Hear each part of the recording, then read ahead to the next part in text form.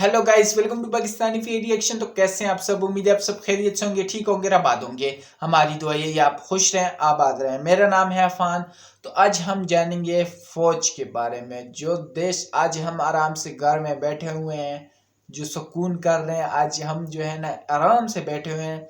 फौज ये नहीं देखती, अपनी जान से खेल लेती है, अपने देश के लिए क्या कुछ नहीं करती। उनकी ट्रेनिंग कैसी होती है, उनकी जो है ना यार बहुत मुश्किल होता है यार। और आज हम जानेंगे इंडिया के जो है ना फौज के बारे में। तो बिना किसी देरी के काउंट डाउन करते हैं। फैक्ट बाई का वीडियो बहुत कमाल की वीडियोस बनाते हैं, तो इसका ओरिजिनल लिंक आपको मिल जाएगा डिस्क्रिप्शन में। तो बिना किसी देरी का काउंट डाउन करते हैं। 3 2 1 एंड स्टार्ट।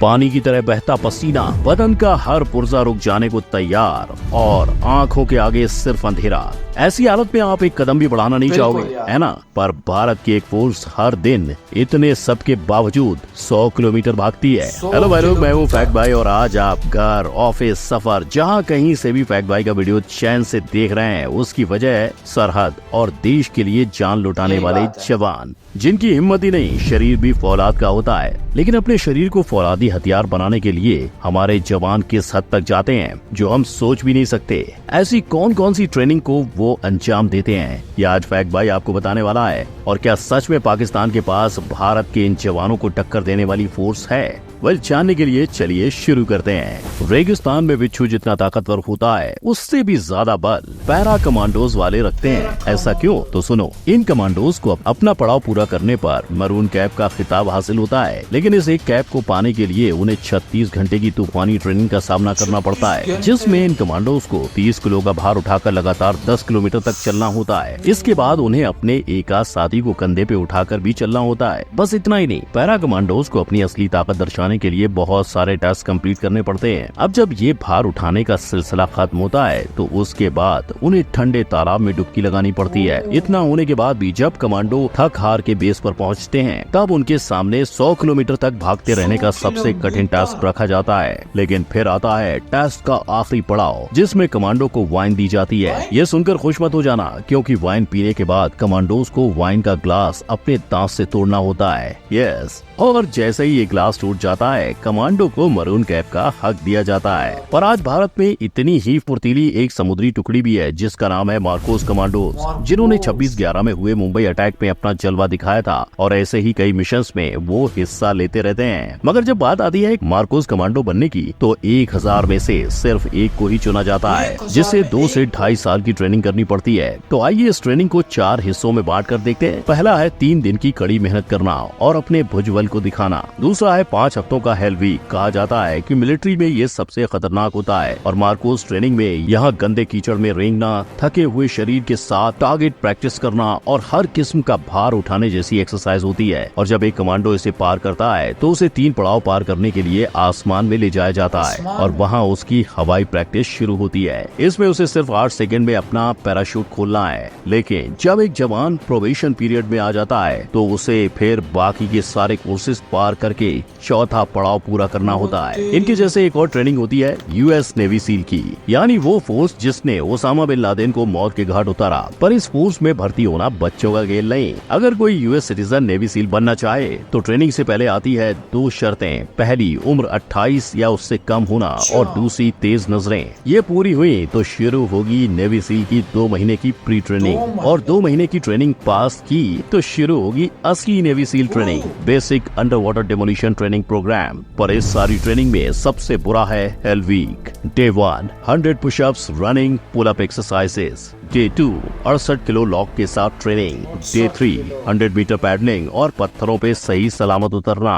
डे 4 12 घंटे की boat race. Day 5 instructing officers से बचकर हर हालत में सरवाइव करना। डे 6 120 किलो की बोट को सर पे लेकर भागना। हेल वीक में सिर्फ 2 चीजें रेगुलर होती है, एक हर दिन सिर्फ 4 घंटे की नींद और हर 6 घंटे में जिंदा रखने जितना खाना। पर ये भी ट्रेनिंग का एंड नहीं। इसके बाद इंटरमीडिएट ट्रेनिंग और कई महीनों की ट्रेनिंग करने के बाद ही एक सोल्जर नेवी सील बन पाता है। पर एक तरफ यूएस नेवी सील है तो दूसरी तरफ रशिया का अल्फा ग्रुप, जिनका मोटो है where alpha appears compromise stops. 23 अक्टूबर 2002 रशिया के मॉस्को थिएटर पे 50 आतंकवादियों का कब्जा, 850 मासूमों की जान दांव पे, कई घंटों की बातचीत और 2 मासूमों की जान जाने के बाद अल्फा ग्रुप को बुलाया गया और कुछ ही वक्त में टेररिस्ट का सफाया। लेकिन 50 आतंकवादियों की जान लेने में अल्फा ने 100 मासूमों को भी खत्म कर दिया। यानी साफ है, देश के लिए लड़ने वाले इन जवानों के लिए मिशन से ऊपर कुछ भी नहीं। पर खुद नहीं, इनकी ट्रेनिंग ने ही इन्हें इतना सख्त बना दिया है। 1 साल की प्री सिलेक्शन ट्रेनिंग के बाद टफेस्ट फिटनेस टेस्ट पास करते ही 3 साल की कड़ी ट्रेनिंग शुरू। बाकी सारे स्किल सीखने के साथ सोल्जर्स 4 लैंग्वेजेस, कंप्यूटर हैकिंग, शिकार और डर सहना सीखते हैं, जिसके लिए वो खुद की सर्जरी तक कराते हैं। आज हर फोर्स का हिस्सा रहने वाले ये खतरनाक फोर्सेज 1974 में शुरू हुई थी, पर ये इतनी खुफिया थी कि खुद इस देश के लोगों को इसके बारे में ना के बराबर पता था। मगर भाई लोग, हम बात सबसे खतरनाक ट्रेनिंग की कर रहे हैं, तो गरुड़ कमांडोज को कैसे बुला सकते हैं? यहाँ कमांडो अपनी ट्रेनिंग के लिए 3 साल मेहनत करते हैं, जो पूरी इंडियन फोर्स की ट्रेनिंग का सबसे लंबा पीरियड है। और इस दौरान कम से कम 50% लोग इसे बीच में ही छोड़ देते हैं, और जो लोग बच जाते हैं उनके सामने 3 महीने की मानसिक और शारीरिक ट्रेनिंग रखी जाती है। और जब वो इसे पूरा करते हैं, तब गरुड़ कमांडोज को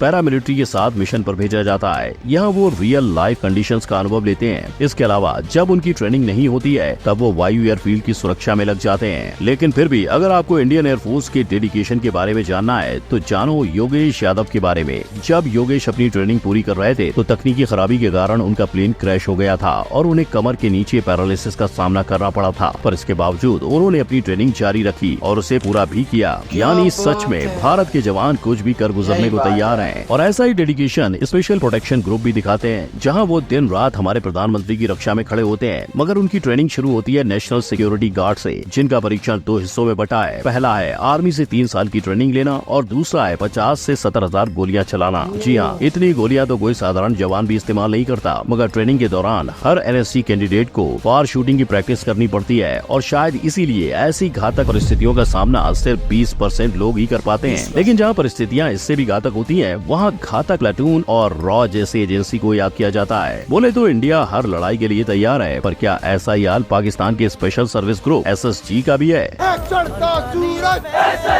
सूरज की किरणें ये नारे लगाते देख इन्हें शायद ही आप पाकिस्तान की डेडलीस्ट फोर्स कहो, पर लोग इनका मुकाबला इंडिया के मार्कूज और पैरा कमांडोज से करते हैं। लेकिन उनके 100% में से सिर्फ 5% की ट्रेनिंग पूरी कर पाने का फैक्ट कितना सच्चा और झूठा है? वेल, एक SSG ऑफिसर बनने के लिए सबसे पहले चाहिए 2 साल का मिलिट्री एक्सपीरियंस, और अगर आपके पास ये है, तभी आप 9 महीने का SSG कोर्स ज्वाइन कर सकते हो, जहाँ hand to hand combat, physical fitness और मेंटल एटीट्यूड ट्रेनिंग होगी, जिससे वो आगे जाकर special operations, counter terrorism, unconventional warfare को अंजाम दे सके। हालांकि ट्रेनिंग की डिटेल में बात करें तो इनके दिन की शुरुआत सुबह 5 बजे उठकर PT से शुरू होती है, जिसके बाद 6 से 7 kilometre running, lock training, boat lifting जैसी एक्सरसाइज के बाद ये समंदर में 20 किलोमीटर स्विमिंग ट्रेनिंग करते हैं। पर ट्रेनिंग में फलों के अलावा मछली, केकड़ा, मुर्गी, इन्हें जो खाने को मिले वो खाकर ये सर्वाइव करते हैं। इसके अलावा ट्रेनिंग के दौरान वो कई स्पेशलाइज्ड ट्रेनिंग पूरी करते हैं। अब ऐसी मुश्किल ट्रेनिंग के बाद इनकी ताकत का अंदाजा तो आपको हो गया होगा, पर जितनी सच्ची इनकी पावर है, उतना ही सच ये बात भी है कि आज तक जब भी इनका और इंडिया के फोर्स का सामना हुआ है, इनकी हारी हुई है। तो फैक्ट भाई ने आपको इंडिया ही नहीं, US से लेकर रशिया और पाकिस्तान तक के डेडलीस्ट मिलिट्री फोर्सेस की क्रेजीएस्ट मिलिट्री ट्रेनिंग एक्सरसाइजेस के बारे में बता दिया, और अब बारी आपकी है फैक्ट भाई को ये बताने की कि इन सारे फोर्सेस में से आप देख लो पाकिस्तान की इतनी